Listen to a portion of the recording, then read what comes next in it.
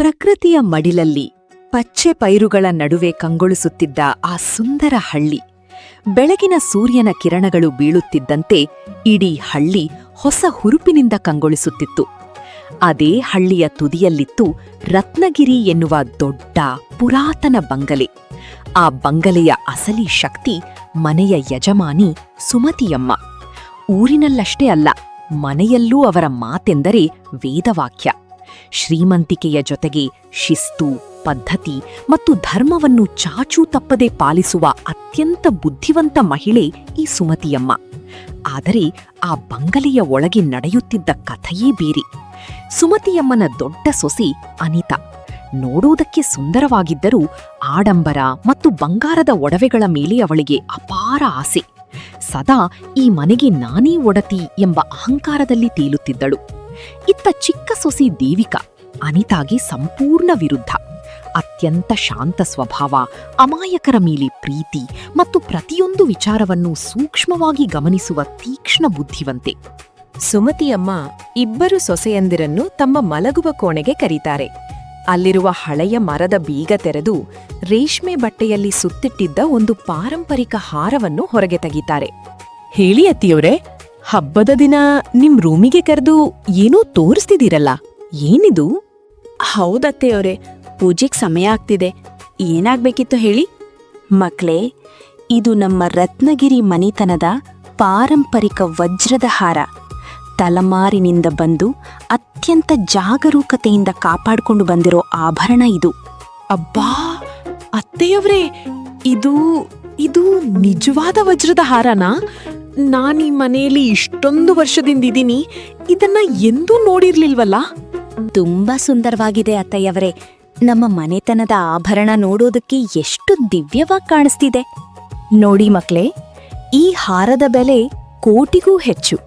ಆದ್ರೆ ಇದನ್ನ ಧರಿಸೋ ಅರ್ಹತೆ ಬರೀ ಸೌಂದರ್ಯದಿಂದ ಸಿಗಲ್ಲ. ಈ ಮನೆಯ ಜವಾಬ್ದಾರಿ, ಕಷ್ಟ ಸುಖ ಮತ್ತು ಧರ್ಮವನ್ನು ಯಾರು ಅತ್ಯಂತ ಸಮರ್ಥವಾಗಿ ಮತ್ತು ಪ್ರಾಮಾಣಿಕತೆಯಿಂದ ನಡೆಸ್ಕೊಂಡು ಹೋಗ್ತಿರೋ ಅವರಿಗೆ ಈ ಹಾರವನ್ನ ಕೊಡ್ತೀನಿ. ಈ ಮನೆಯ ದೊಡ್ಡ ಸೊಸೆ ನಾನೇ ಈ ಹಾರಕ್ಕೆ ಸೂಕ್ತವಾದವಳು. ಈ ಹಾರ ಖಂಡಿತ ನನಗೇ ಸಿಗ್ಬೇಕು. ದೇವಿಕಾಗೆ ಇದು ಸಿಗಲು ನಾನು ಬಿಡೋದಿಲ್ಲ. ಸುಮತಿಯಮ್ಮ ಆ ಹಾರವನ್ನು ಮತ್ತೆ ಪೆಟ್ಟಿಗೆಯಲ್ಲಿಟ್ಟು ಬೀಗ ಹಾಕಿ ಬೀಗದ ಕೈಯನ್ನು ತಮ್ಮ ಸೀರೆಯ ತುದಿಗೆ ಕಟ್ಕೊಳ್ತಾರೆ. ಆದ್ರೆ ಅನಿತಾಳ ಕಣ್ಣು ಮಾತ್ರ ಆ ಬೀರುವಿನ ಮೇಲೆಯೇ ನೆಟ್ಟಿತ್ತು. ಮಾರನೇ ದಿನ ಬೆಳಿಗ್ಗೆ 7 ಗಂಟೆ ಸುಮತಿಯವರ ಮಲಗುವ ಕೋಣೆಯಿಂದ ಅವರ ಗಾಬರಿಯ ಕೂಗು ಕೇಳಿಸುತ್ತೆ. ಅನಿತಾ, ದೇವಿಕಾ ಮತ್ತು ಕೆಲಸದಾಕೆ ಶಾಂತಮ್ಮ ಓಡಿ ಬರ್ತಾರೆ. ನೋಡಿದ್ರೆ ಬೀರುವಿನ ಬಾಗಿಲು ತೆರೆದಿದೆ.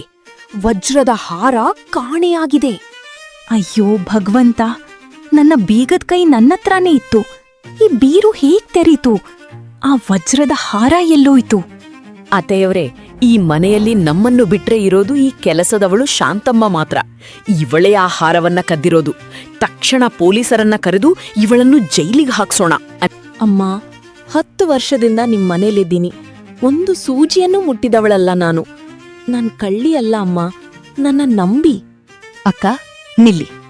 ಯಾವುದೇ ಸಾಕ್ಷಿ ಇಲ್ಲದೆ ಒಬ್ಬ ಅಮಾಯಕ ಕೆಲಸದವರ ಮೇಲೆ ಕಳ್ಳತನದ ಪಟ್ಟ ಕಟ್ಟುವುದು ತಪ್ಪು.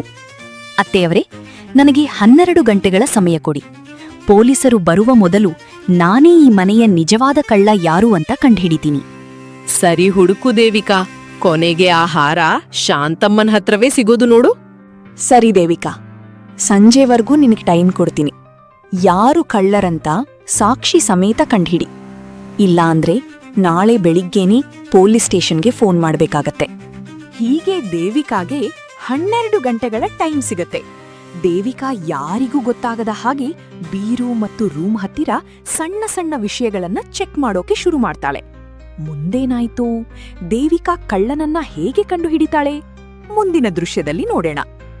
ದೇವಿಕಾ ಯಾರೂ ಇಲ್ಲದಿದ್ದಾಗ ಸುಮತಿಯಮ್ಮನ ರೂಮ್ಗೆ ಹೋಗಿ ಪ್ರತಿಯೊಂದು ವಸ್ತುವನ್ನೂ ಸೂಕ್ಷ್ಮವಾಗಿ ಚೆಕ್ ಮಾಡಕ್ಕೆ ಶುರು ಮಾಡ್ತಾಳೆ. ಅವಳಿಗೆ ಒಂದೊಂದೇ ಸಣ್ಣ ಸಣ್ಣ ಸುಳಿವುಗಳು ಸಿಗೋಕೆ ಶುರುವಾಗತ್ತೆ. ಬೀರುವಿನ ಲಾಕ್ ಎಲ್ಲೂ ಮುರಿದಿಲ್ಲ. ಅಂದ್ರೆ ಕೀ ಬಳಸಿ ಲಾಕ್ ಓಪನ್ ಮಾಡಿದ್ದಾರೆ. ಅದು ಅಲ್ದೆ ಈ ಹ್ಯಾಂಡಲ್ ಹತ್ರ ಕಾಸ್ಟ್ಲಿ ರೋಸ್ ಹ್ಯಾಂಡ್ ಕ್ರೀಮ್ ವಾಸನೆ ಬರ್ತಿದೆ. ಏನ್ ಮಾಡ್ತಿದ್ಯಾ ಇಲ್ಲಿ ದೇವಿಕಾ? ಹೀಗೆ ಕದ್ದು ಮುಚ್ಚಿ ಅತ್ತೆಯವ್ರ ರೂಮ್ಗೂ ಬಂದು ಬೀರೋ ಹತ್ರ ಏನ್ ಹುಡುಕ್ತಿದ್ಯಾ? ನಿನ್ಗೀ ಮನೆಗ್ ಬಂದಿರೋ ಕಳ್ಳ ಯಾರು ಅಂತ ಗೊತ್ತಾ? ಕಳ್ಳ ಯಾರು ಅಂತ ನನಗಿನ್ನೂ ಪೂರ್ತಿಯಾಗಿ ಗೊತ್ತಾಗಿಲ್ಲ ಅಕ್ಕ. ಆದ್ರೆ ಬೀರು ಮೇಲೆ ಬರ್ತಿರೋ ಈ ರೋಸ್ ಹ್ಯಾಂಡ್ ಕ್ರೀಮ್ ವಾಸನೆ ಮಾತ್ರ ಯಾವುದೋ ದೊಡ್ಡ ಸತ್ಯವನ್ನ ಹೇಳ್ತಿದೆ. ಏನೇನೋ ಹುಚ್ಚುಚ್ಚಾಗಿ ಮಾತಾಡ್ಬೇಡ ದೇವಿಕಾ. ಸುಮ್ಮನೆ ಟೈಮ್ ವೇಸ್ಟ್ ಮಾಡ್ದೆ ಹೊರಗಡೆ ಬಾ. ಕಳ್ಳತನ ಮಾಡಿರೋದು ಆ ಶಾಂತಮ್ಮನೆ, ನನಗ್ ಗೊತ್ತು. ಅವಳನ್ನ ಬಿಟ್ಟು ಬೇರೆ ಎಲ್ಲೋ ಹುಡುಕ್ತಿದ್ಯಾ ನೀನು. ಅನಿತಾ ತಟ್ಟನೆ ತನ್ನ ಕೈಗಳನ್ನ ಸೀರೆಯ ಹಿಂದೆ ಬಚ್ಚಿಟ್ಕೊಂಡು ಗಾಬರಿಯಿಂದ ಅಲ್ಲಿಂದ ಹೊರಟೋಗ್ತಾಳೆ. ಅನಿತಾಳ ಈ ದಿಢೀರ್ ಬದಲಾವಣೆ ಮತ್ತು ನಡವಳಿಕೆ ದೇವಿಕಾಗೆ ತುಂಬಾನೇ ವಿಚಿತ್ರವಾಗಿ ಕಾಣಿಸುತ್ತೆ. ಬೀರುವಿನ ಲಾಕ್ ಮೇಲಿದ್ದ ಆ ರೋಸ್ ಹ್ಯಾಂಡ್ ಕ್ರೀಮ್ ವಾಸನೆ ಮತ್ತು ಅನಿತಾಳ ಈ ಗಾಬರಿ, ಇವೆರಡಕ್ಕೂ ಏನೋ ದೊಡ್ಡ ಕನೆಕ್ಷನ್ ಇದೆ ಅಂತ ದೇವಿಕಾಗೆ ಸತ್ಯ ಹತ್ತಿರದಿಂದ ಅರ್ಥ ಆಗಕ್ಕೆ ಶುರುವಾಗತ್ತೆ. ಮಧ್ಯಾಹ್ನ ಸುಮಾರು 2 ಗಂಟೆಯಾಗುತ್ತೆ. ಮನೆಯವರೆಲ್ಲರೂ ಹಾಲ್ನಲ್ಲಿ ಕೂತಿದ್ದಾಗ ಅನಿತಾ ದಿಢೀರೆಂದು ಶಾಂತಮ್ಮನ ಬ್ಯಾಗ್ ಹಿಡಿದುಕೊಂಡು ಗಾಬರಿಯಿಂದ ಹಾಲ್ಗೆ ಓಡಿ ಬರ್ತಾಳೆ. ನೋಡಿ ಅತ್ತೆಯವರೇ, ಶಾಂತಮ್ಮನ ಬ್ಯಾಗ್ನಲ್ಲಿ ಆ ವಜ್ರದ ಹಾರದ ಖಾಲಿ ಪೆಟ್ಟಿಗೆ ಸಿಕ್ತು. ಇವಳೇ ಆ ಹಾರ ಕದ್ದಿರೋದು ಅಂತ ಈಗ ಪಕ್ಕಾ ಆಯ್ತು ನೋಡಿ. ತಕ್ಷಣ ಇವಳನ್ನು ಪೊಲೀಸಗೆ ಹಿಡ್ಕೊಡಿ. ಅಮ್ಮ ಅವ್ರೆ, ನಂಗೆ ನಿಜವಾಗ್ಲೂ ಏನ್ ನಡೀತಿದೆ ಅಂತ ಗೊತ್ತಿಲ್ಲ ಅಮ್ಮ. ನನ್ ಬ್ಯಾಗಿಗೆ ಈ ಪೆಟ್ಟಿಗೆ ಹೇಗ್ ಬಂತು ಅಂತ ನಂಗೆ ಗೊತ್ತೇ ಇಲ್ಲ. ನನ್ ಕದ್ದಿಲ್ಲ ಅಮ್ಮ ಅವ್ರೆ. ಅಕ್ಕ, ಸ್ವಲ್ಪ ಶಾಂತವಾಗಿರಿ. ಶಾಂತಮ್ಮನ ಬ್ಯಾಗ್ ತುಂಬಾ ಹಳೆಯದು, ಧೂಳ್ ಹಿಡಿದಿದೆ. ಆದ್ರೆ ಈ ಪೆಟ್ಟಿಗೆ ಮೇಲೆ ಒಂಚೂರು ಧೂಳಿಲ್ಲ, ತುಂಬಾನೇ ಕ್ಲೀನ್ ಆಗಿದೆ. ಅದು ಅಲ್ಲದೆ ಇದರ ಮೇಲೂ ಅದೇ ರೋಸ್ ಹ್ಯಾಂಡ್ ಕ್ರೀಮ್ ವಾಸನೆ ಬರ್ತಿದೆ. ಯಾರೂ ಗಲಾಟೆ ಮಾಡ್ಬೇಡಿ ಅನಿತಾ. ಅವಸರಪಟ್ಟು ಯಾರ್ ಮೇಲೂ ಕಳ್ಳತನದ ಪಟ್ಟ ಕಟ್ಟಬೇಡ. ಇನ್ನು ಕೆಲವೇ ಗಂಟೆಗಳಲ್ಲಿ ಸಂಜೆ ಆಗತ್ತೆ. ದೇವಿಕಾ ಕೊಟ್ಟಿರೋ ಸಮಯದವರೆಗೂ ಕಾಯೋಣ. ದೇವಿಕಾಳ ಈ ಮಾತಿನಿಂದ ಅನಿತಾಗೆ ಏನ್ ಹೇಳ್ಬೇಕು ಅಂತ ಗೊತ್ತಾಗದೆ ಮುಖ ಸಣ್ಣದಾಗುತ್ತೆ. ಸಮಯ ಕಳೆಯುತ್ತಿದ್ದಂತೆ ಇಡೀ ಮನೆಯಲ್ಲಿ ಟೆನ್ಷನ್ ಜಾಸ್ತಿ ಆಗುತ್ತೆ. ಸಂಜೆ 6 ಗಂಟೆಗೆ ಆ ವಜ್ರದ ಹಾರ ಕದ್ದಿರೋ ನಿಜವಾದ ಕಳ್ಳ ಯಾರು ಅಂತ ಸತ್ಯ ಹೊರಗೆ ಬರುತ್ತಾ? ಕಾದು ನೋಡೋಣ.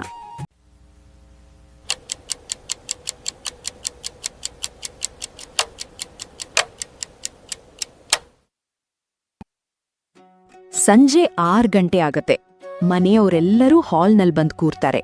ಕೊಟ್ಟಿರೋ 12 ಗಂಟೆಯ ಟೈಮ್ ಮುಗಿದಿರುತ್ತೆ. ಟೈಮ್ ಮುಗೀತು ದೇವಿಕಾ.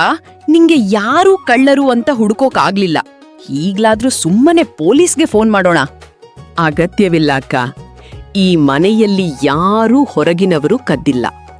ಯಾಕಂದ್ರೆ ಆ ವಜ್ರದ ಹಾರವನ್ನು ಬಚ್ಚಿಟ್ಟಿದ್ದು ಬೇರೆ ಯಾರೂ ಅಲ್ಲ, ಸ್ವತಃ ನಮ್ಮ ಅತ್ತೆಯವರೇ. ಏನು? ಅತ್ತೆಯವರು ತಮ್ಮ ಒಡವೆಯನ್ನ ತಾವೇ ಬಚ್ಚಿಟ್ಕೊಳ್ತಾರಾ? ಹುಚ್ಚ ನಿನ್ಗೆ? ಹೌದು ಅನಿತಾ, ಹಾರವನ್ನ ರಾತ್ರಿ ನಾನೇ ಬಚ್ಚಿಟ್ಟಿದ್ದು. ಇದು ನಾನು ನಿಮ್ಗಿಬ್ರಿಗೂ ಇಟ್ಟಿದ್ದ ಪ್ರಾಮಾಣಿಕತೆಯ ಪರೀಕ್ಷೆ.